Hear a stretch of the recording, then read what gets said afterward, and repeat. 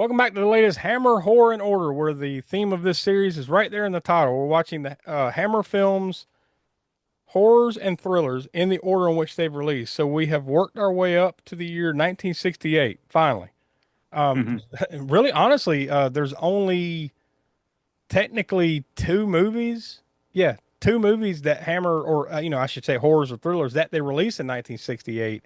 And we got an interesting poll next month. We'll tell you what that's going to be at the end of the episode. But this month, we've worked our way up to The Devil Rides Out, aka The Devil's Bride, here in the United States.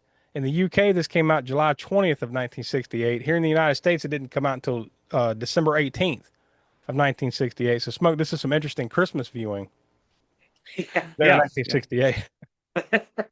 1968. Nothing says Christmas like the devil riding out. Yeah. You Some do get, and you get the devil too in this movie. Right? We'll Yeah, get to. yeah, like in a couple, I guess a couple different forms or some, Yeah, yeah, like like you get just straight up, I guess Satan himself, and then some other weird, manifestations. yeah, man, whatever, yeah. That first one's like, what's going on here? Um, yeah. Anyways, this was directed by the one and only Terence Fisher, which I'm not sure. I could be wrong if this was his last Hammer or not, but you're coming towards the end. He actually retired and I think in 1972, and in a roundabout way, it was indirectly because of this movie.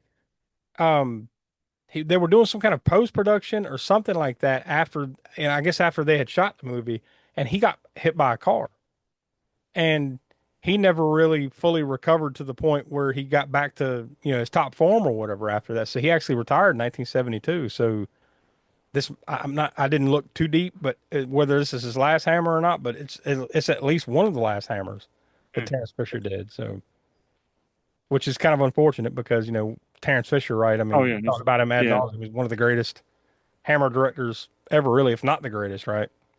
yeah. I mean, for me personally, he's my personal favorite as far as the Hammer movies I like the most and tend to be the ones he's directed. Yeah, and yeah, exactly. And I think that list bears out as far as like our hammer rankings too. Like a lot of the ones that he did are the top ranked ones. So, um, the screenplay was by Richard Matheson, but it's based on a novel of the same name, The Devil Rides Out, which was written in all the way back in 1934 by Dennis Wheatley, who I've never read anything by Dennis Wheatley. I'm sure some viewers of this video have or know of him, but apparently he was like one of the best-selling authors on the planet, like all throughout the 1930s into the I think 60s or 70s. And one of the characters that's in this movie, because this movie stars, of course, Christopher Lee. The character that he plays in this movie, uh, how do you say it? Smoke Duke de Richelieu, De Richelieu. de Richelieu. I I think. guess I'm not the great. French is probably the language I'm least likely to pronounce correctly when it Yeah, comes to these European languages or whatever. But yeah, yeah. Richelieu. I think I'm just kind of going by what I remember them calling him in the movie. You're fluent in Italian horror, but maybe not I'm so fluent much. in Italian horror. Yeah, Yeah, yeah, yeah. not so much in French horror terms or it's there's way too many vowels in there and stuff But apparently that character appeared in like or consonants.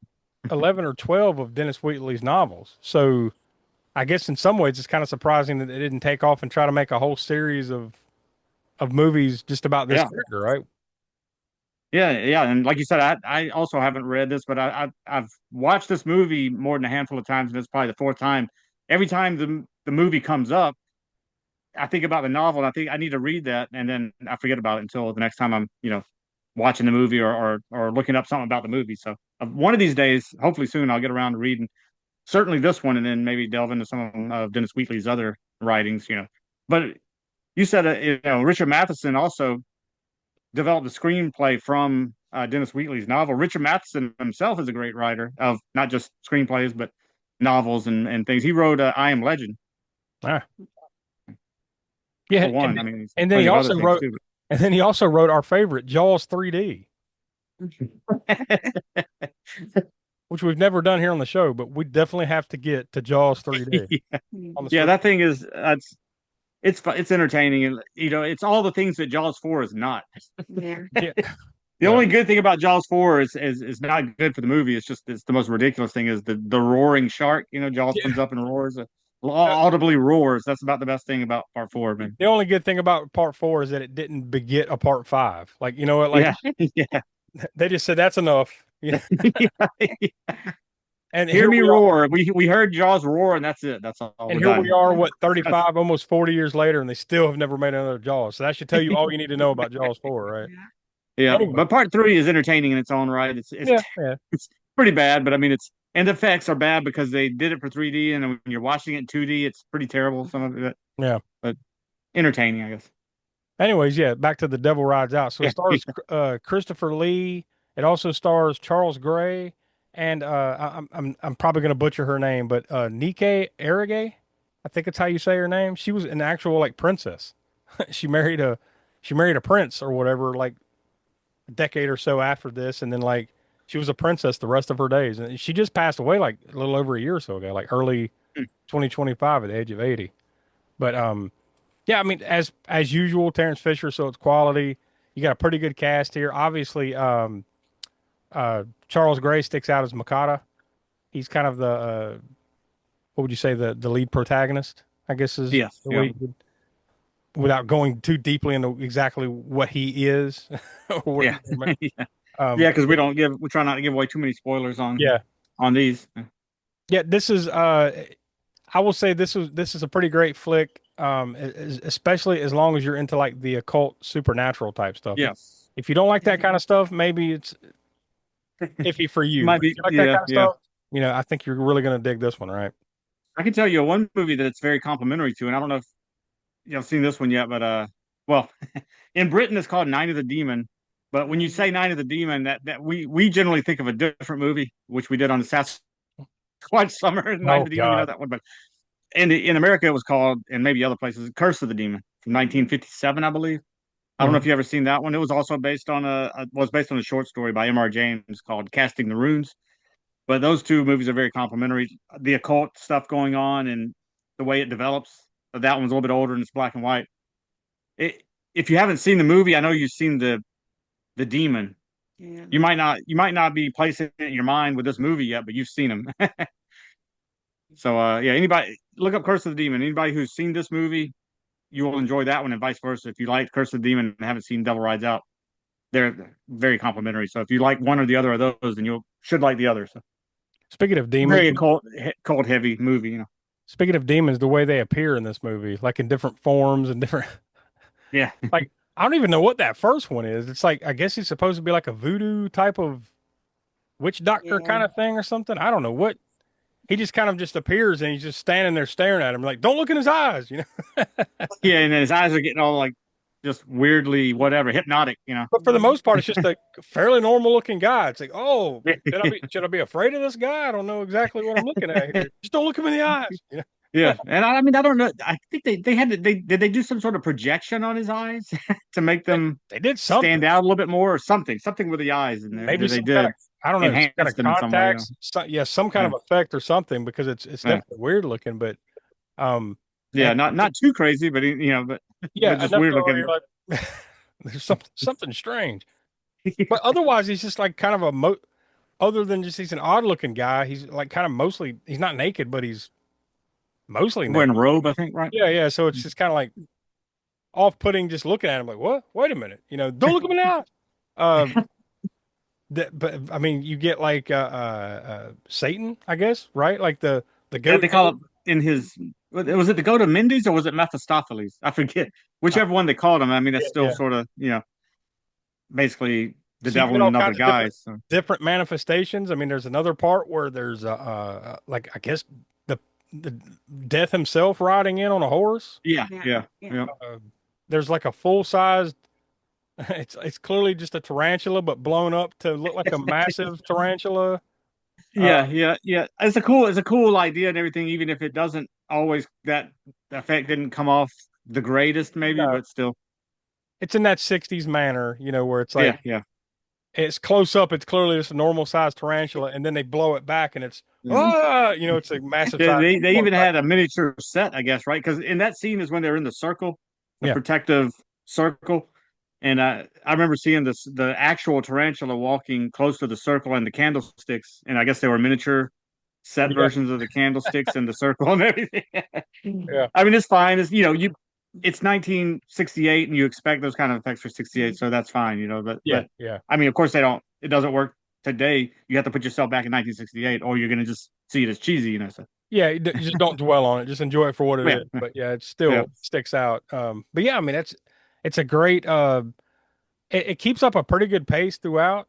I mean, there's like most movies, there's going to be a couple parts in there that lag a little bit. But Oh for yeah. the most part, it keeps up a pretty good pace. It starts right from the beginning, like you kind of just dive right into it, right, and then Yep. just kind of keeps going. Like until that last like 15, 20 minutes is just like this is nuts. So Yeah. yeah, it's I mean, first time watch for me, I enjoyed the heck out of it. So I would highly recommend it. I mean, same for y'all, right? Yeah. Definitely. Yeah. Yeah. And you can see some influences to other Oh, yeah. things in this movie. Definitely. For instance, the devil. Well, in the guise is I guess the goat of Mindy's. I've seen that look in other things from heavy metal bit like Danzig. Yeah. I sent it on the group chat. The Danzig video, "Am I a Demon?" Yep. The demon in that video is very much Oh, yeah. Very inspired. It similar. has to be inspired by this because it looks exactly like the one here, Yeah. as far as the mask and everything, the goat head mask. I would imagine this is a very influential movie as far as like the Mm, occult type of stuff. Even like a lot of people will point to Rosemary's Baby, right, as probably one of the biggest first mm. kind of movies that leaned a little bit more into the Yeah, witchcraft or the occult type Yeah. stuff. yeah, yeah. This Mhm. Well, predates plus this predates that definitely, and that movie that we watched, what, The Witches, Mhm. that yeah. predates that. So like I these think it hammer predates it, does it? Doesn't Yeah. it? Is Rosemary's Baby? Rosemary's Baby was either 68 or this 69. I mean, this is at any rate, before it's that. right around Yeah, there. Yeah, it's Yeah. right around, before but that. I'm pretty sure this is before Mm, that. Without looking everything up, the yeah, timetable or whatever, or the timeline, but I'm pretty sure this is before yeah. that. I But mean, plus I believe it was a novel too, wasn't it? my point, yeah, Rosemary's yeah, Baby. yeah. My point Yeah, is that their Hammer is doing things right yeah, before everyone else, as almost always was. Hammer was kind of on the front, of a lot of stuff, and this is just yeah. another example of it. Yep. And also, they didn't shy away from the. Not only is it a cult, because sometimes you'll have a cult and then you'll have religious horror. Sometimes you'll have separate things. Like in other words, The Omen is kind of both, right? Because it's very much religious horror, dealing with Christianity and the devil and all that. And The Exorcist is the same way. But some movies tend to shy away from. It might be a cult, but they'll shy away from having Christianity be injected Yeah. into it. But this one doesn't shy away from that. It's in there too. So. Yeah. So it's a religious horror and an occult horror at the same time, much like The Omen or Exorcist, not in the plot, but in that sort of equal play between the occult and Christianity or whatever. So, Mhm. Good versus evil, all that jazz. mm, All those themes are there. yeah, So, yeah. Well, I enjoyed it. First time watch for me, so like I would definitely like to check this out again. Um, so what we do here for Hammer Horror and Order is we come together and we give a consensus score. So we rank this one pretty high. We landed on 4 hammers. That's out of 5, and that puts it. I mean, honestly, that makes it a top 4 movie in our Hammer ranking so far.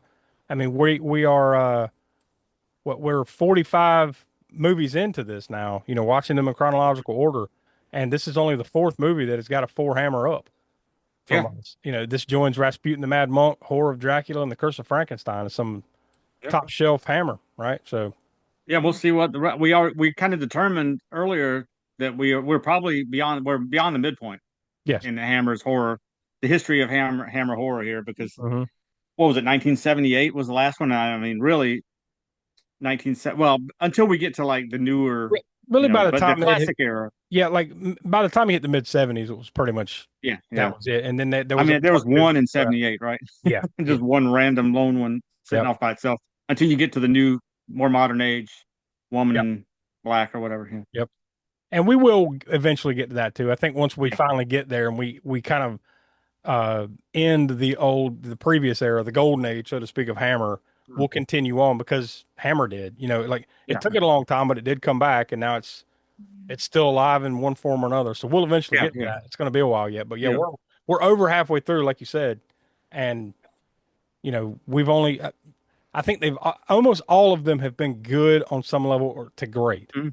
We haven't found. We always Yeah. say we haven't found too many turds. Yeah. Too many that are just terrible that are like, oh, this, Just a few that we didn't like as much, but they Yeah. still had good production values as Hammer always did. So yeah, we'll see what happens as time moves forward here. But next month is going to be an interesting one because this is the first time in the series. Like I said, we're doing chronological order.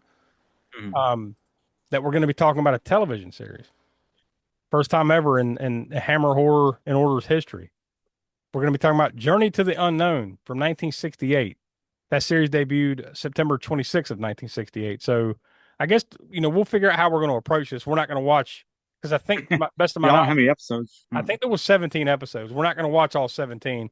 Maybe we'll watch the first one or two episodes or something, and we'll just kind of get a feel for what the series was, and we'll talk Yeah. about Yeah. that. And we'll talk. Or we can maybe break it down. But we'll talk about it Yeah, amongst yeah, we'll ourselves, but figure out maybe how break we're, it yeah, down into some of yeah. us. We'll watch some, you watch some, Donnie watch some, and then come Yeah. together or whatever. We'll figure it out. And also whatever's available out there too. I haven't Yeah, that's delved true. too deep. Like I don't know if the whole series is available, somewhere. So we'll dig around, we'll figure it out, and we'll come back next month. And like I said, the one thing's for sure, we won't watch all 17 episodes unless unless one of us gets a wild hair and decides just to. Yeah, to Oh, binge certain. watch all Yeah, of yeah. them in a couple nights, whatever. Who knows? But it's going to be interesting either way. Like I said, because we haven't touched Hammer Television yet, so first time for everything. So there you go. So that's it. So stay here on the channel, like, subscribe, all that stuff. Click on the bell to be notified. Go check out our other series, including Grindhouse Gutter, Video Vortex, Spook Show on Location. That's one of our newer series that we've been diving into. And of course, the All American Spook Show podcast comes out every Monday at 6 p.m. East right here on the channel or wherever you get your podcasts. So we will talk to you next month.